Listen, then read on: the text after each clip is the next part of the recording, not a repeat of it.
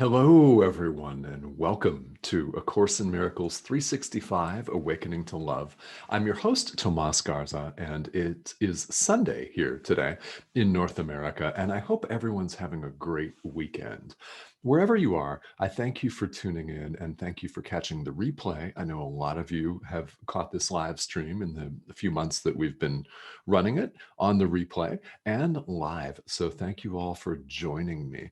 Thank you all so much for joining me today. So I've got a couple of things that I want to talk about here before we get into today's idea in the workbook for students, which, by the way, is lesson 70. It's a big one with a lot in it. So we may spend more than one day on this material. It's very rich and it's very foundational. In fact, every idea in the workbook is foundational. Some jump out at you more than others, don't they? You may have found that as you're going along, is that some ideas deserve a closer look, right? Some deserve maybe a second or a third day of practice. Some you might not relate to at all. Others just really hit home in a way that's, well, transformational, massive and fundamentally transformational.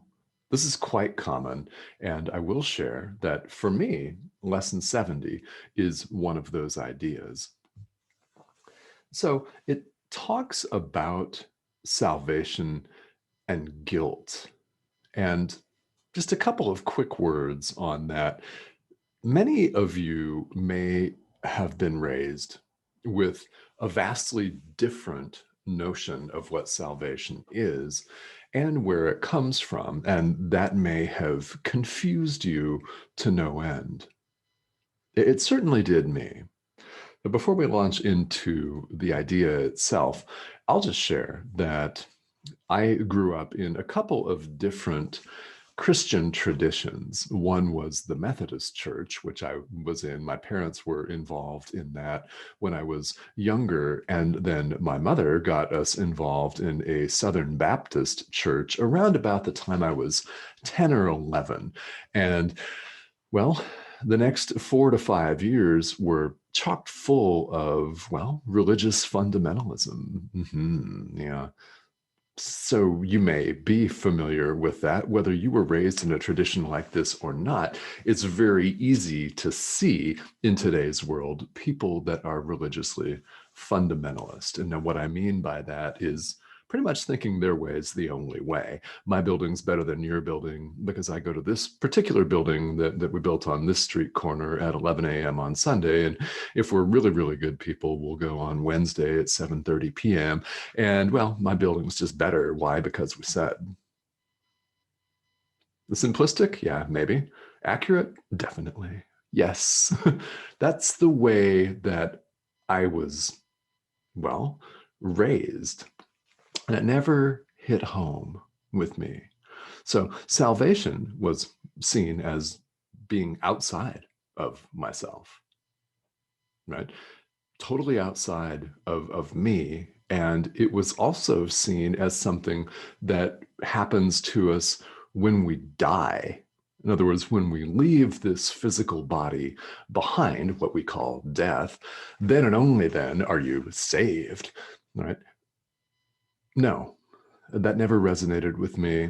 I always I just knew, intuitively got that it was something, salvation, that's accessible to us right now. And it is right now. We do not have to wait. Now, we could choose to wait. How? By identifying with the ego and running around holding grudges and grievances and lashing out at people and attacking and doing anything but showing up as love.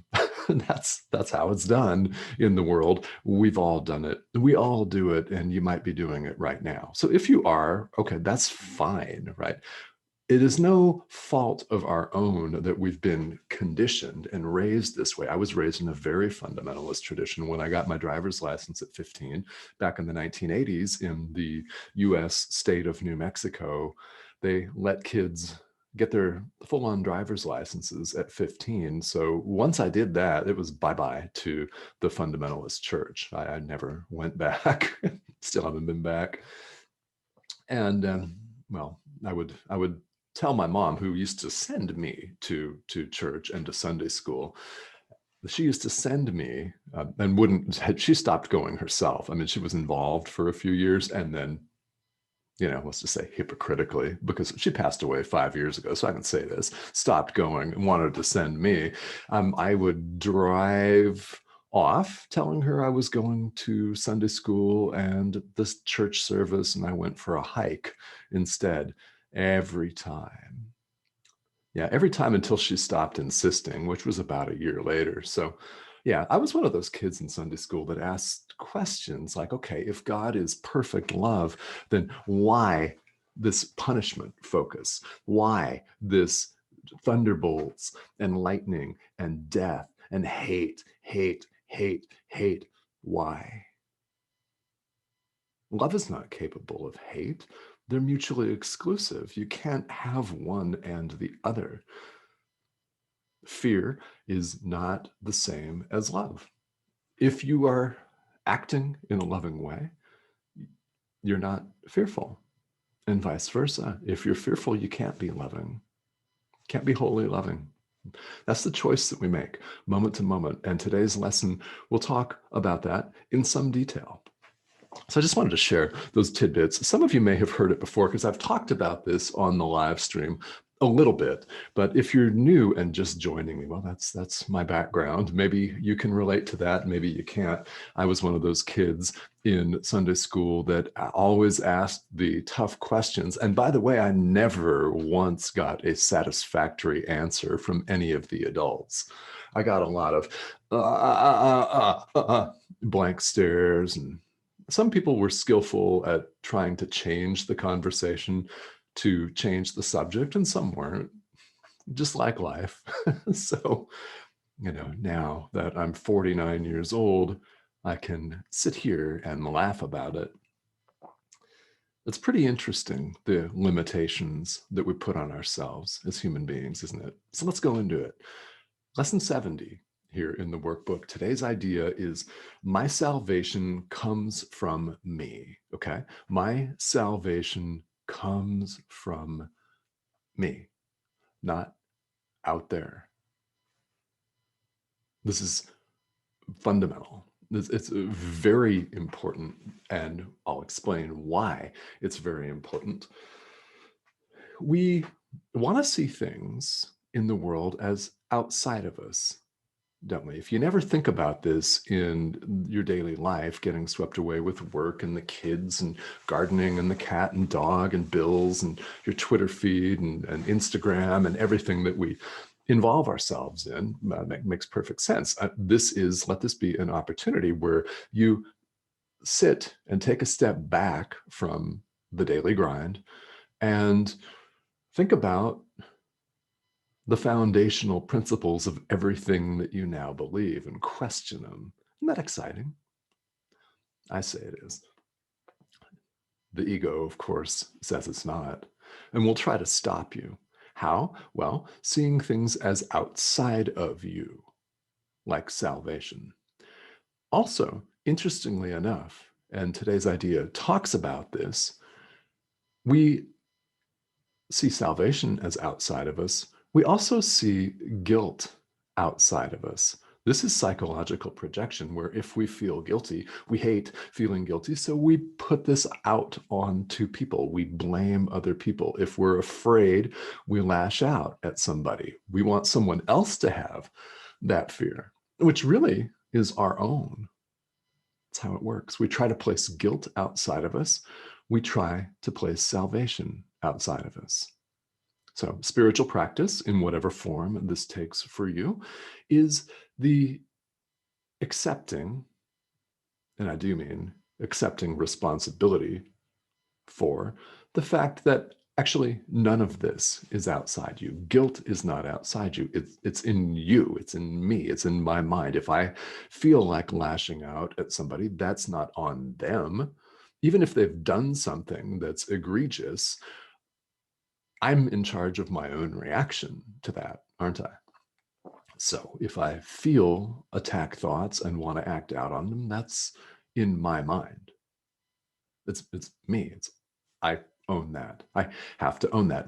What happens in the world, we lash out anyway and say it's the other person's fault. They've sinned against us. They've made us angry. They've transgressed us.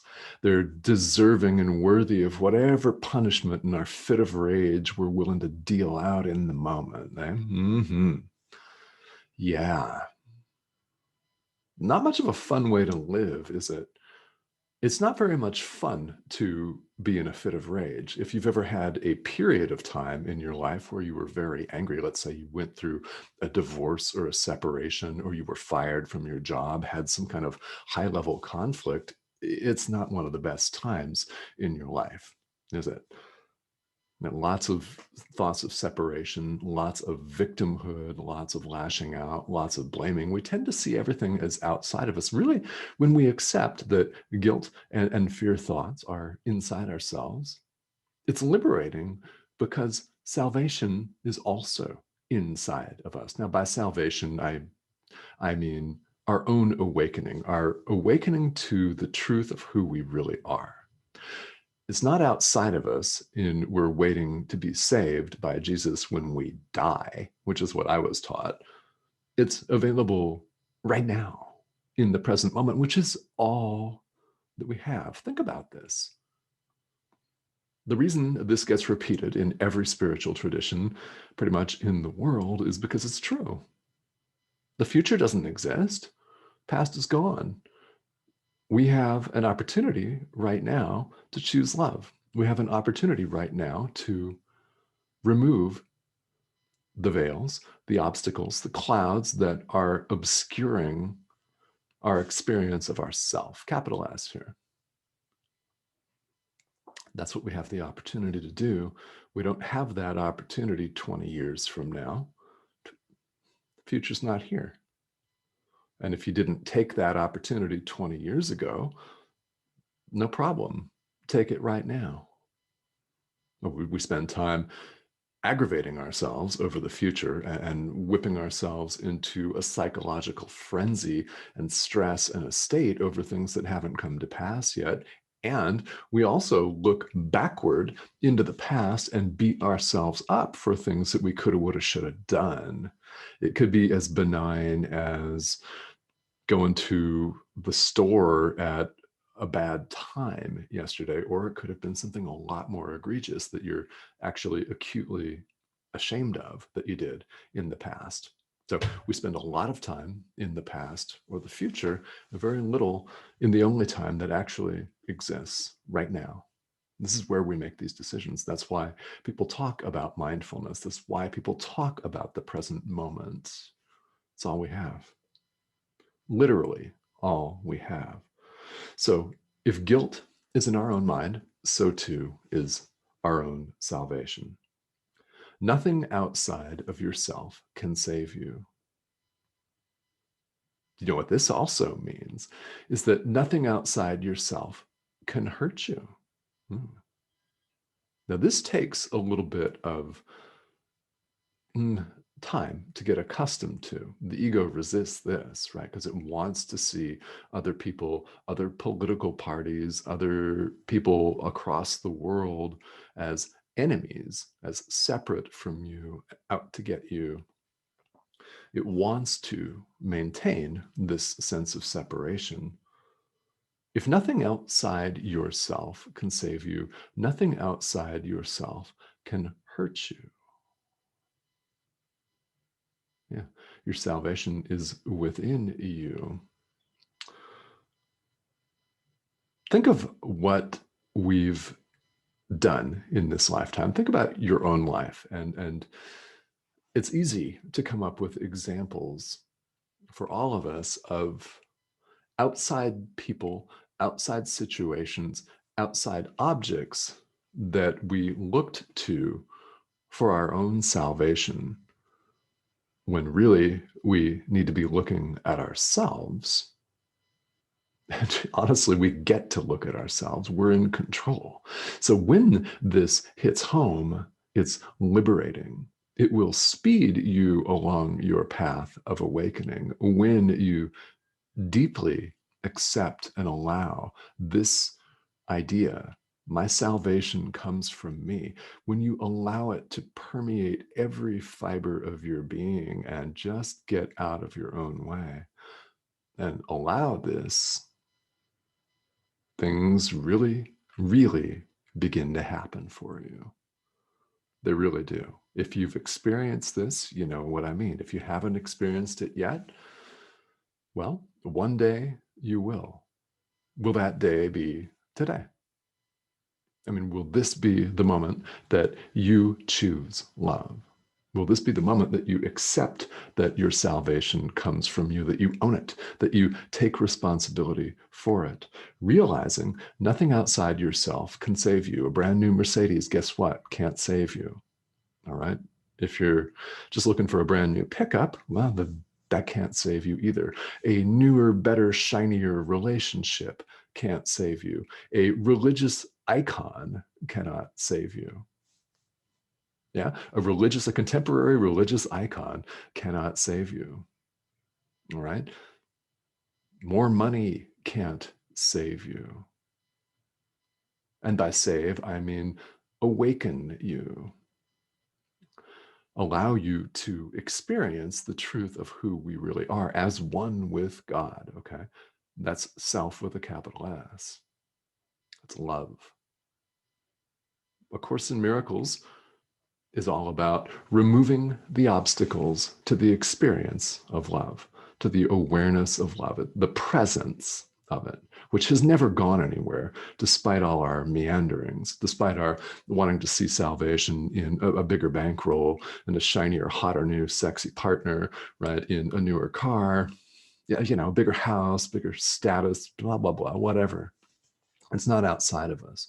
Nothing against all of those things, of course, but that's not where we look for real spiritual awakening, for our own salvation.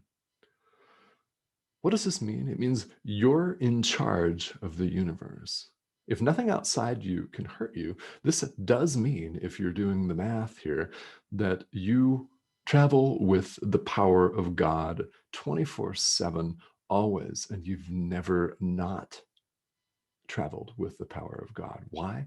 God's will and your will are the same. You both will you to be happy, yes? Otherwise, there are plenty of other programs in the world that you could be watching. You could be watching anything else on YouTube that does not deal with spirituality, that does not deal with taking responsibility for yourself, for your own growth. It's what it means to be an adult spiritually, is owning the fact that the solutions are within us. If guilt is actually within us, we can choose guilt's opposite. We can choose love.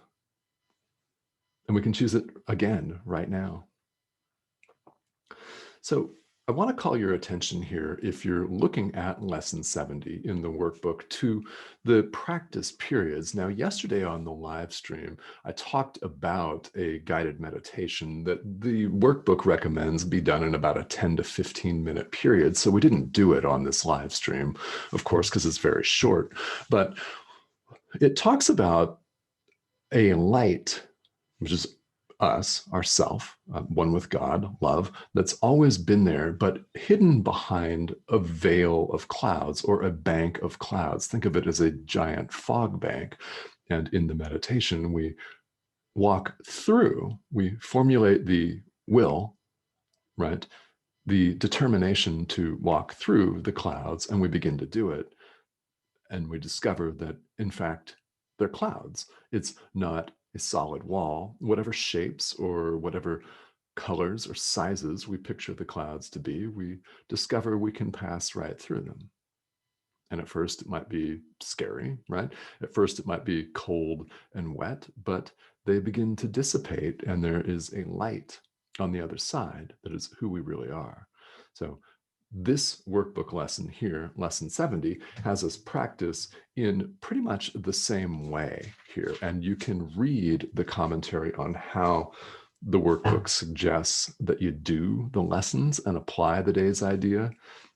And as you know, I don't spend too much time on the live stream on that because we're all adult learners, and either we will be motivated to do this or we won't. Right? So really, I mean, it's one or the other. Even if all you do for the day is recite the day's idea that my salvation comes from me, that's very important. It can't come from anywhere else. So repeat that.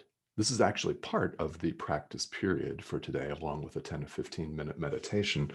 My salvation comes from me. It cannot come from anywhere else. Again, it can't come from a Mercedes-Benz. It can't come from a newer, younger, hotter, sexier partner. It just can't. That's not where you find salvation. You don't find it in a new pair of jeans. Sorry. It's not the way it works. My salvation cannot come from any of these things. It comes from me and only me. This is worth repeating. My salvation cannot come from any of these things after you've listed, Mercedes, new cars, new bank accounts, right? New partners, a younger looking, fitter, hotter physical bod, right? Can't come from any of those things. Yes, these things can be wonderful in the world, and yeah, nothing against them. However, that's not where your salvation comes from. It comes from you. So it's worth repeating. My salvation comes from me. It cannot come from anywhere else. My salvation does not come from any of the things in the world. My salvation comes from me and only me. All right. Pretty powerful. I can say from my own experience that accepting this, taking this lesson to heart, relieved me of a lot of strain, of a lot of burdens that I had placed on myself. Why? Through no fault of my own, honestly. We're all conditioned. We were raised by our parents, who were raised by their parents, who were raised by their parents in societies that have societal rules and conditioning. So by the time we're very small, we have this blueprint foisted upon us, instilled in us for how the world's supposed to work and what our function in it is. Now, what we're doing is we're unlearning in spiritual practice, aren't we? We're learning a different way that's more resonant, that's in accord with truth. So here we are. All right. So if you have questions about this, I hope that you've typed them here in the live stream. In the comments is what I mean to say. So let's see who's tuning in here. I'd like to say hello to you. Cindy and Robert, hello. How are you? Yes. Happy Sunday and good day to you. And Robert, I guess it's good afternoon. Yeah. And Cindy, love that light. Yes. Me too. Yeah, me too, because the clouds aren't real. We make them up, don't we? I mean, the clouds can symbolize anything. They can symbolize a self-concept that you have of, I can't do this, I can't do that. Or it can be a grudge or a grievance that you continue to harbor against somebody, saying, I hate so-and-so, or I despise X political party. I mean, think about it. I use politics as an example because what better example could there be in the modern world of people picking sides and fighting like dogs? Really, literally, like dogs. Why? Is someone that believes differently than you really different from you? No matter what the outward appearance would be, the answer is no when you think about it. I mean, don't take it from me or anyone else talking on a global network. It's really important that you experience this for yourself. Spirituality is all about your own personal experience. It is not about blindly accepting or following something that someone else says. Examine it, do it. If you're skeptical, I love it. Fantastic. I encourage questions. You should be asking questions, but while you're at it, question everything that you now believe. Don't hold anything back. That's the same as holding a grudge against somebody, forgiving everyone else but one person. guess what? If you haven't forgiven everybody, then forgiveness is incomplete. So if you harbor one grudge, that means your forgiveness is incomplete. So question everything. If you don't question everything that you now believe, then, well, eventually you'll end up questioning everything you now believe after considerable delay. I mean, that's the nicest way to put it. This delay could be decades of this lifetime, could be the rest of this lifetime into following lifetimes. And if you don't believe that that's possible, that's all right. Just take today's lesson to heart, that my salvation comes from me, and just tell yourself that, because that is true. So when that's accepted, then rapid progress can be made. How will you measure the progress? Well, how do you feel? Are you happier? Are you more joyful? Are you more lighthearted? Do you feel like you're carried up and lifted forward by a power that is greater than the ego? The ego doesn't exist. Do you feel lighter? Do you feel more loving? Do you feel more forgiving, compassionate, joyful? Yeah. If you do, that is a sure bet that what you're doing is working. Keep doing it. Keep doing it so that we can remove all of the barriers to the awareness and the presence of love. All right. Well, thank you all for tuning in here. And if you're catching this on the replay, feel welcome to leave questions and comments about either today's lesson or anything in A Course in Miracles, spirituality in general, because as you're discovering, all of these lessons are universal in theme, and they do apply no matter what your spiritual or religious background may be. All right. So thank you all for joining me here today. Have a great rest of your day and a happy weekend. And we will see you back here tomorrow. Thanks for joining me.